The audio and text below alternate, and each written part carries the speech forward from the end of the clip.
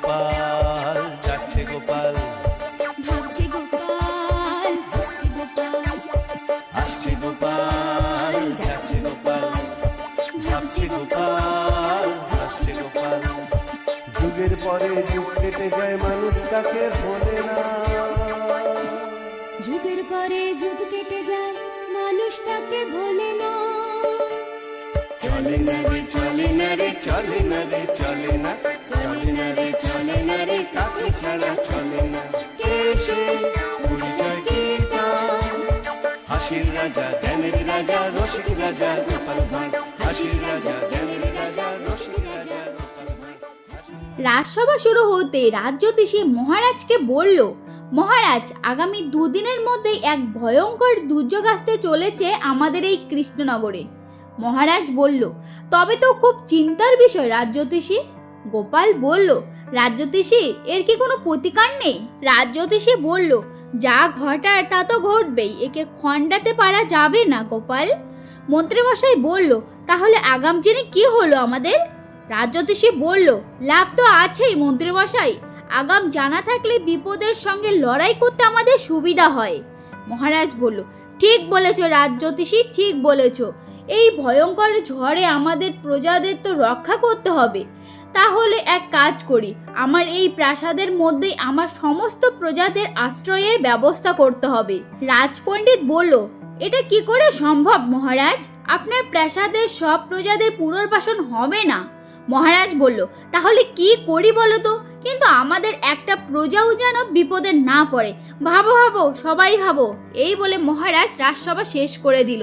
গোপাল বাড়িতে এসে একা একা বসে বসে ভাবছে যে কি করা যায়। আর এদিকে গোপালের নাতি নাতনিরা মাঠে খেলতে গেছে।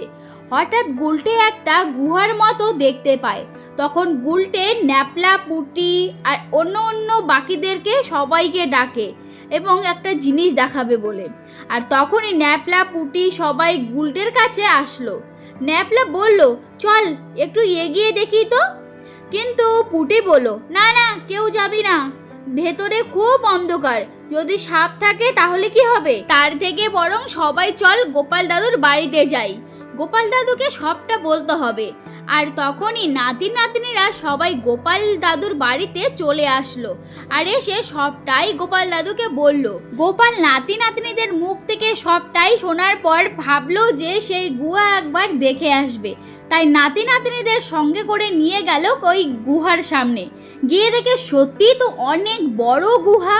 তাই পরের দিন গোপাল তাড়াতাড়ি করে রাজসভাতে গেল আর রাজসভায় গিয়ে সেই সুড়ঙ্গের কথা সবটাই মহারাজকে বলল।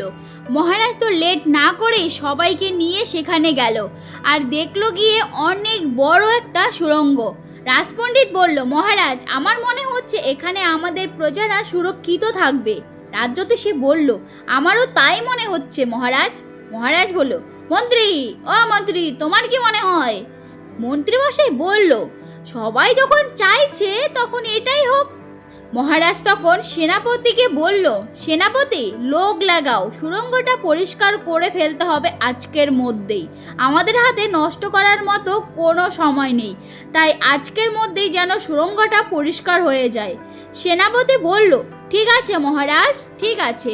মহারাজ গোপালকে বলল, গোপাল, তোমাকে যে কি বলে ধন্যবাদ দেব আমি, আমার তো কোনো ভাষাই নেই।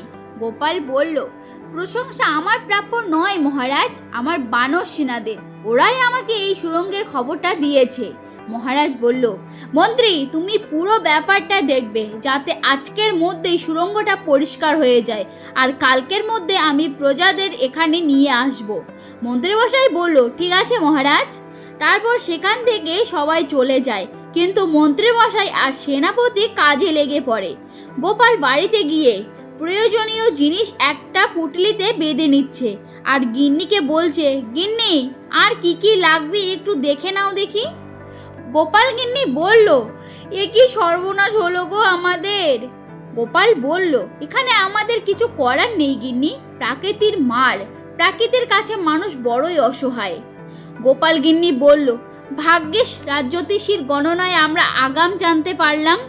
গোপাল বলল, ভগবানের কাছে একটাই আর্জি, ক্ষতি যেন বেশি না হয়। এদিকে মহারাজ রাতের ঘুম তো উড়েই গেছে। ঘুমোতে পারছেন না। রানীমা বলল, কি ভাবছেন মহারাজ? মহারাজ বলল, ভাবনা কি আর একটাই রানী? এই মুহূর্তে আমার রাজ্য এক ভয়ঙ্কর বিপদের মধ্যে রয়েছে। আমাদের রাজ্যতীশী গণনা করে জানিয়েছে ভয়ঙ্কর ঘূর্ণিঝড়ে এই কৃষ্ণনগরে আছড়ে পড়বে, আর আমার রাজ্যতীশী গণনার মিথ্যে হবার নয়। রানী বলল, মহারাজ আপনি নিশ্চিন্তে থাকুন, সব ঠিক হয়ে যাবে। পরের দিন সকাল থেকে রাজ্যবাসীদের সেই সুড়ঙ্গে চলে গেল। সন্ধ্যা হতে না হতেই দুর্যোগ শুরু হয়ে গেল। রাজসভার সকল সভাসদ সেই রাত্রি একসঙ্গেই ছিল। মহারাজ রাজ্যতীশীকে জিজ্ঞাসা করল, রাজ্যতীশী, এই প্রাকৃতিক তাণ্ডব কখন থামবে? রাজ্যতীশী বলল, মহারাজ গণনায় দেখতে পাচ্ছি কাল সকালে ঝড় থেমে যাবে। মহারাজ বলল, দেখো রাজ্যতীশী, দেখো তোমার এই গণনাটাও যেন মিলে যায়। রাজ্যতীশী বলল, মিলবে মহারাজ, মিলবে। কাল সকালে সূর্য উঠবে। রাজ্যতীশীর গণনা মতোই ঝড় বৃষ্টি বন্ধ হয়ে সকালে সূর্য উঠেছে। সকাল সকাল মহারাজ, মন্ত্রী এবং গোপাল তিনজনের রাজ্য ঘুরে দেখতে বেরিয়েছে যে কোথায় কতটা ক্ষতি হয়েছে। আর দেখলো যে অনেক ক্ষতি হয়েছে। সবার বাড়ি ঘর দোকানপাট সব ভেঙে গেছে। গাছপালা তো ভেঙে গেছেই, গ্রামের লোক কান্নায় ভেঙে পড়েছে। মহারাজ মন্ত্রী মশাইকে বলল, মন্ত্রী, আমার আদেশ, এই প্রাকৃতিক দুর্যোগের ফলে যাদের ঘর ভেঙে গেছে তাদের ঘর আগের মতো করে বানিয়ে দিতে হবে। তুমি এই দায়িত্বটা নিয়ে নাও। মন্ত্রী মশাই বলল, নিশ্চয়ই মহারাজ। তারপর মন্ত্রী মশাই সবার ঘর বানিয়ে দিল খুব কম খরচে। তো ফ্রেন্ড, এই যে গোপাল ভাঁড়ের ছোট্ট গল্পটা শুনতে কিরকম লাগলো বলো তোমাদের? যদি ভালো লাগে অবশ্যই লাইক কমেন্ট শেয়ার করবে, আর সাবস্ক্রাইবটা অবশ্যই করবে। দেখা হচ্ছে নেক্সট কোনো ভিডিওতে, আর সেকেন্ড পার্ট কিন্তু আসতে চলেছে। তো চলো, টাটা।